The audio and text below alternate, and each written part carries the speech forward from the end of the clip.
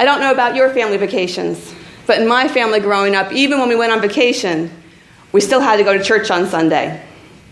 And was this family like that? Or when you were little? My family was, okay, thank you. I was going to say.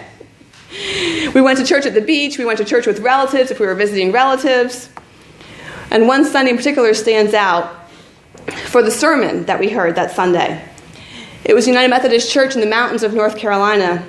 And so it must have been July or August because it was a new pastor who had just recently started. And new appointments always begin July 1st. This pastor had decided to start at his new church with a sermon series on what he believed. Just lay it out so the congregation was clear. And then also, the congregation was also then reminded of our beliefs as Christians. And that particular Sunday we were in town, his sermon was on sin. And he began by saying, I believe in sin. It's quite a catchy first sentence, which is why I remembered it even 20 years later. Because sin does exist and sin is real. As Paul writes in Romans, all have sinned and fall short of the glory of God. We are not perfect. And so God sent Jesus into the world to save us from our sin and make us right with God. Why do we need saving? Why do we need Jesus? Because as we heard some of our scriptures this morning, we're really good at doing the wrong thing. We're good at saying the wrong thing. We're good at keeping silent when we ought to speak. We're good at jumping to conclusions. We're good at being suspicious and not trusting. We're good at poor communication. We're good at focusing on ourselves. We're good at ignoring and not helping our neighbor. Through the prophet Jeremiah, God says, my people are experts at doing what is evil. And that's a pretty fair description of human nature in general. In general, we're good at messing up. And we're usually especially good at our favorite sins. Our guilty pleasures. Which sin have you become an expert on? Or which one have you rationalized to yourself that you don't really need to change your ways? Are you often jealous and you say, well, at least I'm not like that? Or do you have a quick temper and you say, well, something's got to be done, but you can forgive me later? Or do you hoard and not share what you have by saying, I have to make sure that I have enough for me first and look out for number one?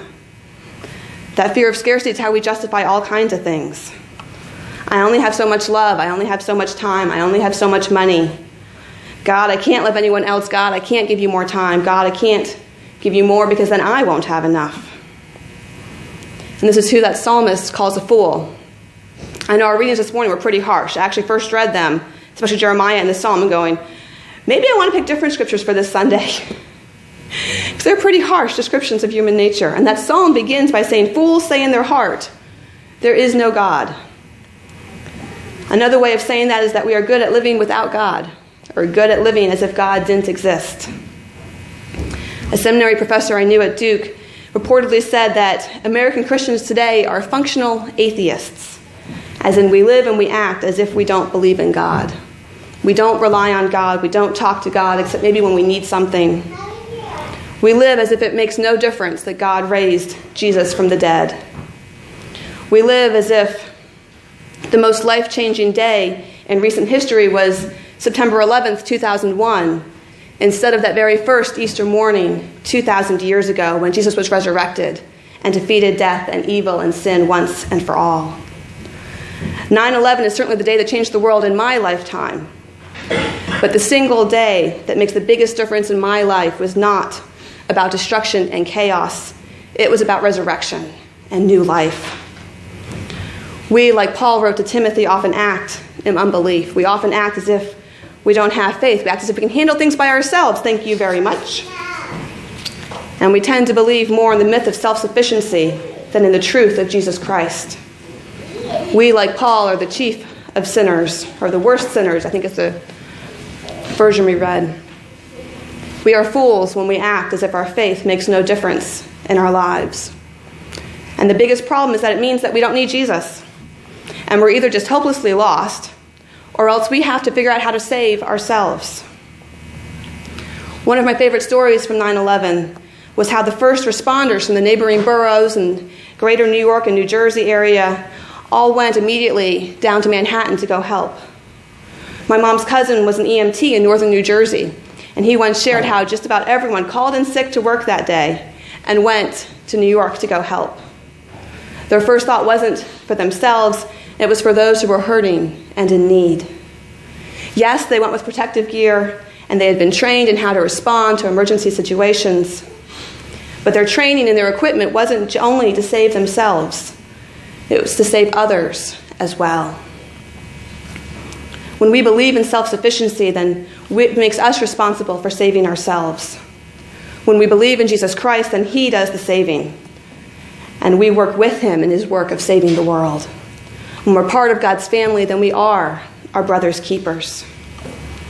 And when we remember this, and we act as if Christ's death and resurrection makes all the difference in the world, when we turn back towards God and look at God and not at ourselves, well, Jesus says that the angels rejoice and joy breaks out in heaven. We're good at messing up. We're good at doing the wrong thing. But Jesus. Christ came to the world to save sinners, and that includes me, and that includes you. If you don't think you ever mess up, then you certainly don't need Jesus then. And I don't know about you, but I mess up on a daily basis. I was reading a pastor's memoir who explained that when she meets with potential new church members, she tells them that at some point she is going to mess up and the church will let them down. And she'd like for them to go ahead and decide now whether or not they're going to stay when that disappointment happens. It's too late for me to do that with y'all, but it's a practice I may adopt at the next church I serve down the road. I will at some point disappoint you if I haven't already. And I'm sorry if that's happened and I haven't, especially if I haven't apologized. The church will at some point disappoint you. Some people leave when that happens.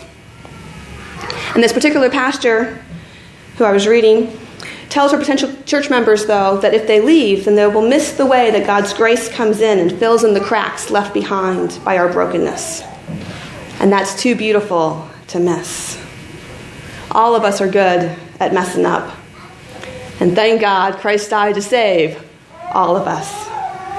He shows us mercy when we act in ignorance or without faith. Thank God.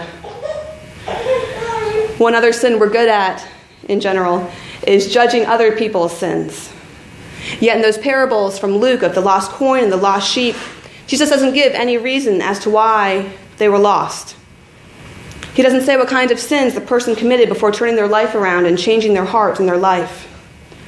We know that Jesus often hung out with those who were considered the worst sinners, the prostitutes, the tax collectors, or today would probably be like cheating bankers, the drug dealers, the divorced, those whose sins were not socially acceptable.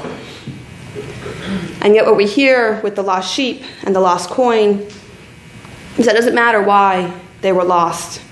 The shepherd and the woman still went looking for them. God still offers forgiveness. God still offers mercy. God still offers unconditional love. And if you truly accept it, then it does make a difference how you live. Don't live as a functional atheist. Don't use God as a vending machine, expecting to get in equal worth what you put in. Get out in equal worth what you put in. When you were baptized, you were marked as Christ's own forever, which means that the last word on your life is resurrection. It's grace, it's love, it's restoration. It's going home to heaven and never being quite comfortable here because we're looking for something more, which we'll only find in heaven. Each week, each day, we mess up. Others mess up. And yet Paul writes in Romans that where sin increased, God's grace increased even more. God's grace is greater than our sin. Thank God. May God grant us the strength and ability to forgive others and offer them grace as well when they disappoint us and sin against us. Only the first half of that saying, forgive and forget, only the first half of that is actually biblical. We are to forgive just as we have been forgiven. We are to offer grace just as God offers us grace. And those mess-ups become part of our story, just as they were part of Paul's story. Paul spoke against Jesus. He attacked Christians. He was known for persecuting the early Christians. And he was proud of it. And yet, Jesus showed him mercy. Paul never tries to whitewash or gloss over his shortcomings. doesn't try to erase his previous life before Jesus. He doesn't try to forget or pretend it never happened. He simply thanks God for saving him, for offering him grace and mercy. And we thank God for saving us as well. We thank God for offering us grace and mercy too. Amen.